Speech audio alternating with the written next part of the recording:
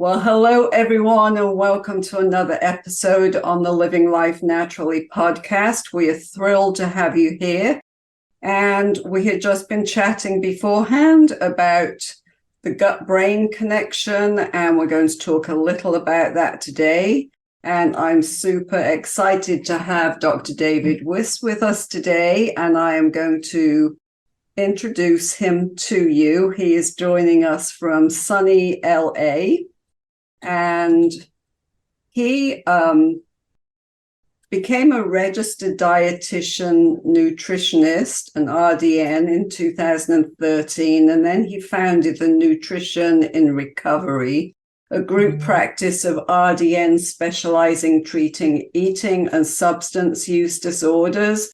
And he earned his PhD in public health with a minor in health psychology from UCLA by investigating links between adverse childhood experiences and mental health outcomes among socially disadvantaged men. So Dr. Wiss can be your nutrition and health consultant, functional medicine practitioner, recovery coach, or provide psychoeducation related to his experience.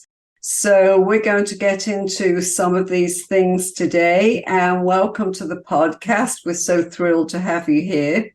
Thank you so much. I'm so excited to chat with you. I get a sense that we have a lot in common, and I'm looking forward to a productive chat. Yeah, it'll be great. So where in LA do you live? I'm in West Los Angeles, and I am, if anyone's familiar, Century City is where I'm currently dwelling. And I'm actually living 4 blocks away from where I grew up. So the house that I grew up in, where my father currently lives, is just up the street. So this is my center of the universe, and I've been here my whole life. Well, I have to say I'm 4,000 miles from where I originate from, and that was a very hard transition. So my husband is just a few hours from where he grew up. Here in Florida. So great to have some roots that you can hone in on. And yeah. I've got roots. I've seen places that I've been in business my whole life, and I've seen things coming and going and being able to witness the change. Yeah. So, people talk a lot about nutrition, and then people talk a lot about mental health. But what is nutrition for mental health? Yes, this is my career passion. I am sort of an off the beaten path dietitian. I never felt like I fit in my field. Even during my training, I always felt something was off.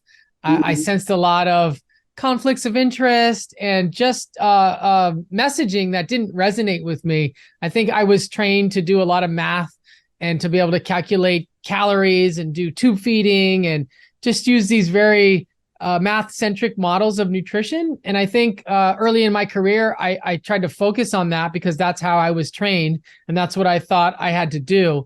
But immediately after I became a dietitian and started my own practice, I knew that I wanted to talk about nutrition in a different way with people. Yeah. And so, my work has really been focused on people that have substance use disorders, eating disorders, anxiety, depression, trauma, ADHD, et cetera. And I think what I learned along the way is that there are different ways to communicate nutrition with different groups of people, right? Yes, There's like we know the classic fitness model, right? For getting into shape. And that message is everywhere, right? It's all over the internet, the diets, the appearance related concerns. And I learned that a lot of people came to see me and had assumptions that that's what we would be doing. Probably because I look a certain way and I have certain credentials. They were expecting me to have this kind of personal trainer type of an approach with someone. But I always favored gentle nutrition and helping people get in touch with themselves and using nutrition to improve cognitive function and quality of life and to get people to feel connected, right? To the food, to the grocery store, to the kitchen, and get excited about food and health. And it had a lot of success, And so nutrition for mental health really is just about using different outcomes of interest, right? We're going to use nutrition to improve your depressive symptoms. We're going to use it to improve anxiety.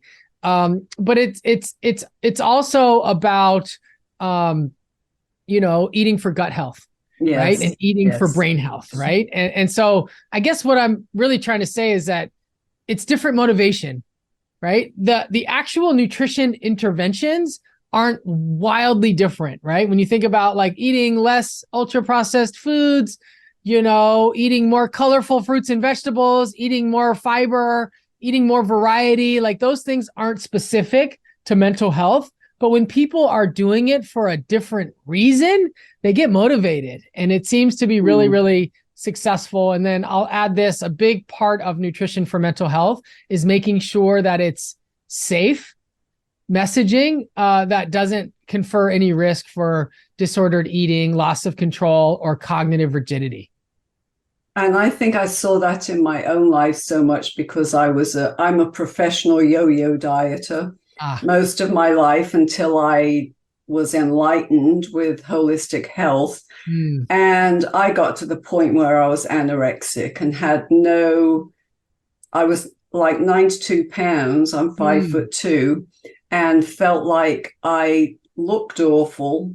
I felt like I was still too fat, and my family's saying to me, you look sick, you need to put on weight. And the idea of putting on weight was just something I couldn't do. It'd take me years to get to that. And it took me a lot of years and aha moments to get out of that pattern. And as you say, gentle nutrition, instead of kind of hammering it home to people, which is so hard, can really transform your life. And I think especially we find that the gut and the brain health, the mental health is so interconnected that I can see why you're saying when you're working with disordered eating people, that's such a huge part of it. Yes. There's biology there, right? And so we have to think about the biological pathways linking the gut and the brain, right? The immune system, the nervous system, the HPA axis, right? There's so many pathways, but we also have to go beyond the biology and think about someone's like psychology or their psychiatric profile. As I think you're kind of pointing to, the way we talk about nutrition really can affect the way that people receive the information. And so, a lot of what I do with counseling and consulting is providing some education around these topics and getting people to understand how the gut works and how the brain works, right? And when we talk about the brain, I talk a lot about the neuroscience of eating behavior, the dopamine pathways, the assignment of value to food, and how that varies from person to person. And I think what I've learned from doing this for 11 years now is that everyone's different. Everyone's going to need a slightly different way of receiving the message. Everyone's going to eat a little bit differently. And the key to success in the work that I do is celebrating the person that's across from me and getting to pull the best out of them rather than trying to change them into some kind of an eater that they're not. Yeah, that's so true, because there are certain things we just won't eat. And yet you hear people say, well, you've got to eat this, you've got to eat that. And it really is, the school I went to was all about bio-individuality. And it's just so true. One person may have the same issue as another person, but you don't necessarily educate them the same way. That's right. Yeah. And so many of us find it so difficult to change those eating habits. And why is that? Yeah, there's so much there. I mean, eating habits go back to, day zero of being on the planet, right? And so there's so much that we learn as infants growing up and as children and adolescents that shape who we are as an eater. But I think a real easy explanation is that food is very reinforcing to the brain. And so we do tend to pick up preferences. And for some reason, there are some people that are very committed to their ways of eating. I don't want to use the term stuck in their ways, But there are some people, and I'm sure you've come across them in their practice, that have a very difficult time changing their eating patterns. And so I like to look at the work that I do as not just, providing education or giving someone recommendations or recipes, but also looking at ways that we can alter someone's taste buds to get them to be excited about new foods. If, for example, if someone smokes cigarettes or they use a lot of artificial sweeteners, it's going to do a number on their oral health, right? And if you think about the mouth as the first interface to food, we have to think about, oral health and food preferences. If someone has food preferences that are wired for hedonic foods, highly processed foods that are very rewarding to the brain, it's going to be difficult to move forward from there. How do you get someone to transition to like being excited about a peach or a yellow bell pepper, right? And when I describe that to someone, they're like, oh, that's what we're doing. We're rewiring my brain so that I can prefer new and different foods. It's like, that's what we're here to do. Let's do it. Yeah, it is rewiring the brain. And there's so much of these processed foods interact with our brain in the same way as drugs or sugar. And it's very interesting. I think that's really a big stumbling block. It was for me, because I could, when I was a lifetime member of Weight Watchers, well, I guess I'm still a lifetime member, but don't practice that kind of thing. But it was so hardwired into me that I could get that 2-count sweet thing and eat it. And hey, I'd got those points, but didn't give much thought to what the nutritional value of anything was. Yeah, I've been really committed to moving people past math-centric approaches to nutrition, where it's about quantity, right? And thinking about, how much to eat, and this is your allowance, and this is your, calorie limit, and the exchange system that is often used in the eating disorder treatment world, and really getting people to think about the qualities of food, right? How much, fiber is in there? What colors are present? How does it make you feel? How does it contribute to satiety? Is there feelings of joy associated with it? And it's really a tough sell for someone that has a long history of dieting. They're so used. They're like, just tell me what to eat and how much to eat, right? That's all some people want. And when you tell them, like, I actually don't know the answer. I'm a doctor. I'm a dietitian. I've been doing this work for many years. I don't actually know the answer to how much you should eat. I think your body has some intelligence there. Let's train your body to be the expert on you.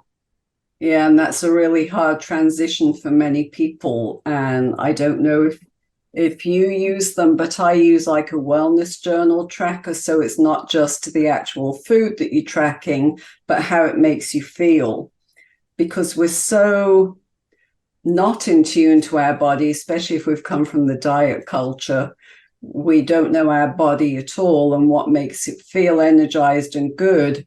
We're just putting food in, maybe following a strict diet plan or a keto diet. And yet in the long run, those are not benefiting the longevity that we want in our lives. Yeah, I've used a lot of different trackers, journals, and apps over the years, and I liked a lot of them. And then finally, a few years ago, I said, you know what, I'm just going to build my own. And so I spent the last 2 years building a food log called Wise Mind Nutrition. It's an app that looks at the qualitative components of eating, food groups, hunger, fullness, color, and there's awesome opportunities to journal and to think about thoughts, feelings, and behaviors. And then at the end of the day, the app sends a notification and says, let's review your day and look back. Did I get all the food groups? Did I meet my intentions, right? So you can set intentions for yourself and turn your relationship with food into a recovery program. So it's not just about dieting. It's about looking at how food affects mood and how, one can improve their relationship with food, their relationship with their body without tracking calories or macros. Yeah, I just can't get used to the fact that I used to track calories and not so much macros, but just how different my lifestyle was and how it affected my health. And I mean, that's what we all want, is we want that good health. But let's face it, in our society, everybody wants the quick fix.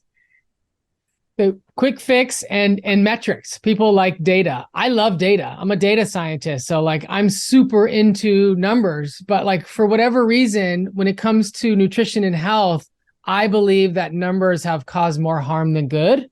And that's probably because a lot of my work is with people with eating disorders. They learned how to track and now they're sitting in my office and they're very unwell, right?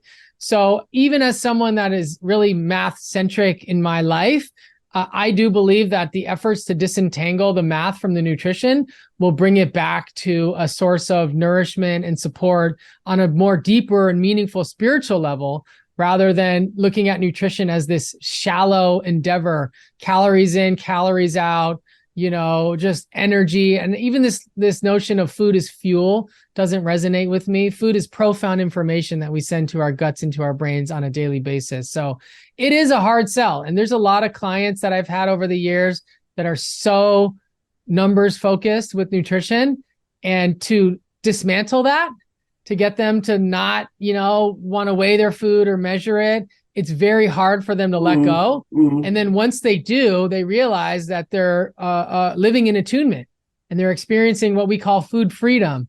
And they're like, wow, this was the most meaningful work that I could have ever done. This was more helpful than 10 years of therapy, just reducing the level of noise in my head around food and body. So I think that the paradigm shift with nutrition for mental health, qualitative nutrition, gentle nutrition, is probably going to take a little while to pick up some steam, because a lot of people are still committed to MyFitnessPal and those numbers. But I do know from my clinical experience that when people drop out of the counting and start experiencing food in a new way, they're getting really, really good results. And I can say that that's happened for me personally and professionally. And I really want to invite people to lean in, stop counting calories and start counting your blessings. Yeah, that's a great way to put it. And so how do you handle, because we're also a supplement culture, how do you handle nutrition and supplementation? Yeah, I'm a fan of dietary supplements in general. I do think that people misuse them. And I try to focus on food first and then use them just as they're described, as a supplement to add on. I think when we start with a lot of supplements, it creates less motivation for someone to make profound changes to their food, right? So when they come in and I'm like, all right, this is the supplement regimen, let me know how it goes, and try to change your eating and come back, they'll be able to come back and say, I've done the supplements, and the food stuff may have been more difficult. But if I say, once we make some changes in food, we're going to start adding in some supplements, people understand the priority there. Now, there are times, especially with gut issues, where we need to add in some supplements right away. So I tend to stagger them. I might have a few supplements to start with, and then get focused on the food, and then maybe do some testing, whether it be stool testing, blood testing, urine testing, et cetera, to get a clear picture of supplements that could be worthwhile, and then always reassessing them 60 days later, making sure to check back in. Let's remove these. But yeah, I think when people, just take a multivitamin and, omega-3 and, maybe a magnesium, and they get this idea that all their nutritional needs are being met, right? They're less motivated to make the changes. If I'm like, these are the foods that have omega-3, these are the foods that have magnesium, eat all of the food groups every single day. I think it has a much more profound effect on the gut bacteria, which is really what we're trying to support for our best mental health. And what is the gut brain? Break it down for people, but what is that connection with the gut and the brain? There are so many. And, I think when we think about the bidirectional pathways between the gut and the brain, there's probably, 7 or 8, right? If you think about the vagus nerve, the actual nerve connecting the back of the brainstem to the different organ systems, including the enteric nervous system. We've got blood circulation, right? Just passing nutrients to the brain directly. We've got the stress response, with cortisol coming from the brain. The one that I'm the most interested in is the immune system. To me, I think it answers way more of the questions that we have than some of the other pathways. I do recall when, it was discovered that neurotransmitters were produced in the gut, and that was a really exciting time for nutrition for mental health. And then it sort of came around and said, yeah, but just because they're in the gut doesn't mean that they cross the blood-brain barrier.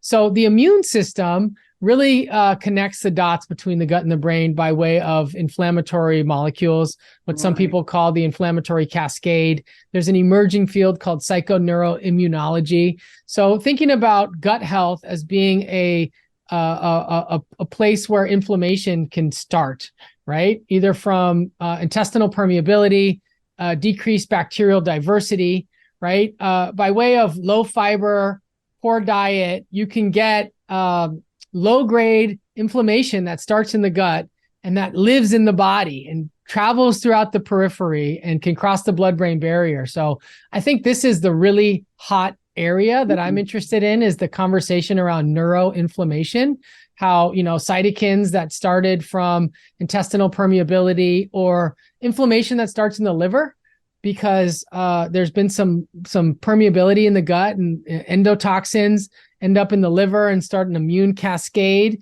And then we've got the immune systems working a lot, and that affects mood. And that relationship is crystal clear. It's very possible that the blood-brain barrier can become permeable. Maybe you've heard the term leaky brain. Yeah. And so now we're thinking about how the gut and the brain are connected by way of the immune system, and how taking care of our gut with an anti-inflammatory approach to eating, with lots of fiber and lots of colors, colors meaning polyphenols, by the way. The colors contain antioxidant compounds, and having different colors gives you a wider range of them. And that's a fun game too, by the way, making sure to get all the colors of the rainbow every day, right? By getting foods that have anti-inflammatory properties that feed beneficial microbes, you're decreasing inflammation that starts in the gut. And in turn, hopefully, and we don't have all the data here, we're still in the conceptual phase, decreasing inflammation in the brain, right? And it's a slow process. And that's another reason why this conversation is a tough sell. People like measurable outcomes, and it's like with weight, you can, manipulate your diet and get some sort of measurable outcome in a week. Some people can, right? Whereas like what we're talking about now is something that happens over months and years, not necessarily something that happens in days and weeks. Right. So it's like, anti-inflammatory, high fiber eating, balanced eating, stress management, contemplative practices, breathing, it all calms the system. And the effects are very gradual, but should not be ignored. Oh, yeah, I absolutely agree. And I mean, really what we're trying to get across to people is that we're trying to live a healthy lifestyle, which incorporates all of what you've just mentioned, as opposed to having what I call the diet mentality, because people think if they lose weight, then they're going to be better. But in that dieting, we really can harm our body. And inflammation is one of the huge ones that really is the basis for so much that we see. And I saw that in my own life with migraines.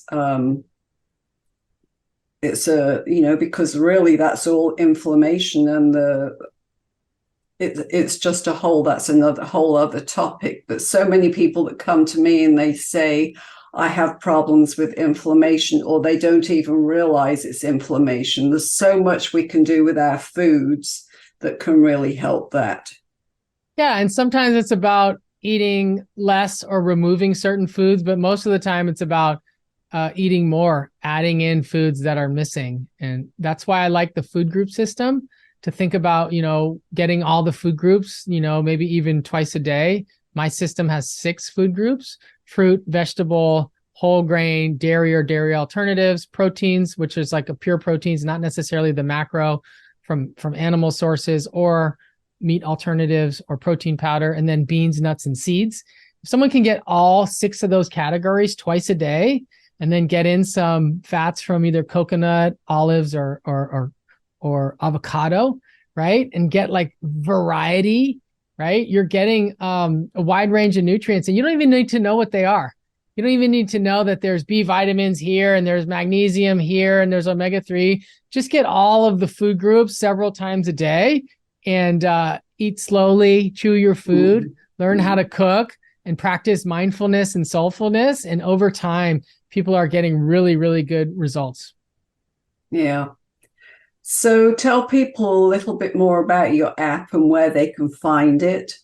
Yeah, there's a lot of components to the app.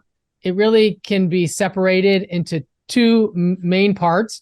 One is the food log, which, as I mentioned, is a qualitative approach to tracking food. You can come in and set intentions and track your food and do a nightly review and just see how you're improving over time based on metrics that you sort of set for yourself. The other is a program. There's video series with meditations and cooking, and it's me teaching about nutrition for mental health, right? Teaching the framework that I've used clinically for many, many years. And so one could come into the app and just do the food log and not feel inclined to like do the assignments and all the videos. One could also come in and just do the videos and assignments and do the readings and not necessarily want to use the food log. So it's super flexible. And we have a feature where coaches, clinicians, and practitioners can also utilize the app to support their clients. So you can view your client's food log and be able to just track their journey with their journaling and their nightly review. So it's a very flexible app that has education, food tracking, and then clinician connect to get ongoing support. And there's also a feature that we're finalizing right now where people that were doing like recovery work together could all connect to each other and be able to see each other's food log and provide ongoing support. So maybe a small group of people that were all going on the Wise Mind nutrition journey could share some of their wins with each other through the app and build a little bit of a community. So it's super exciting. There's personalized programming based on mental health scores.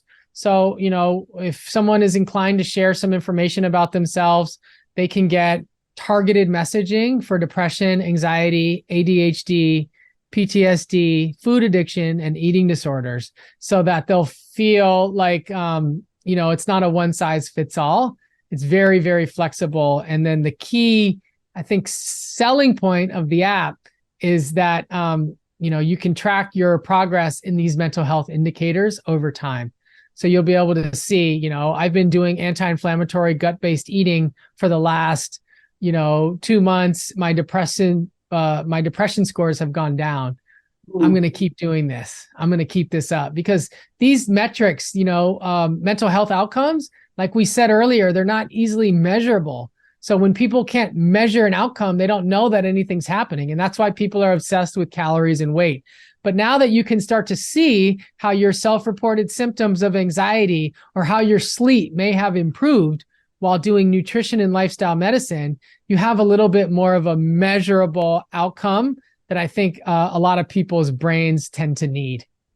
Yeah, that's awesome. So where is the best place for people to find you and connect with you? Yes. So check out the Wise Mind Nutrition website, and that has a lot of blogs about nutrition and mental health. So, eating disorders, trauma, gut health. There's a lot of information there if you want to learn more and get some scientific resources. That's the home for Wise Mind Nutrition, which is an app that's available. We also have a YouTube channel, Wise Mind Nutrition. Social media is Instagram, TikTok, Wise Mind Nutrition. And then I also have a clinical practice, which is called Nutrition and Recovery. So that website is nutritionandrecovery.com, where you can learn about working with me directly or one of the dietitians on my team. I also have an Instagram, personal Instagram at Dr. David Wiss, where I share a little bit more family and lifestyle stuff there. So I'm pretty active in the social media world and love to make new friends. I always reply to messages and to comments, and would love to hear from some of you. Yeah, I will have all of those in the show notes for people. So I really appreciate all of your great information today. Do you have a parting word or tip that you'd like to give to our listeners? Yes. I think if you've been trapped in diet culture energy for a long time, it can feel really hard to break out of it, right? But when we start to prioritize sanity over vanity, right, and start thinking about this as a long-term project, it becomes very different than the immediate focused crises management approach to nutrition that so many people rely on. And I just want to remind our listeners that it is possible to get free. It is possible to recover. It is possible to get brought to a place of neutrality where you feel safe and you feel protected, and you know that you don't ever have to do anything extreme with your health ever again. That's awesome. Thank you so much for joining us today. I really appreciate it. You got it. You have been listening to the Living Life Naturally podcast, where we're on a mission to inform, inspire, and encourage women to live their best life confidently, joyfully, and freely from what's been holding them back. For show notes and free resources, visit holistic-healthandwellness.com. And I'd be delighted if you'd follow us on socials to connect further. If you enjoyed this show, why not share it with your friends? If you found good value, chances are they will too. And of course, a 5-star review on iTunes is always greatly appreciated, as much as I appreciate you listening. So until next time, live life naturally and joyfully.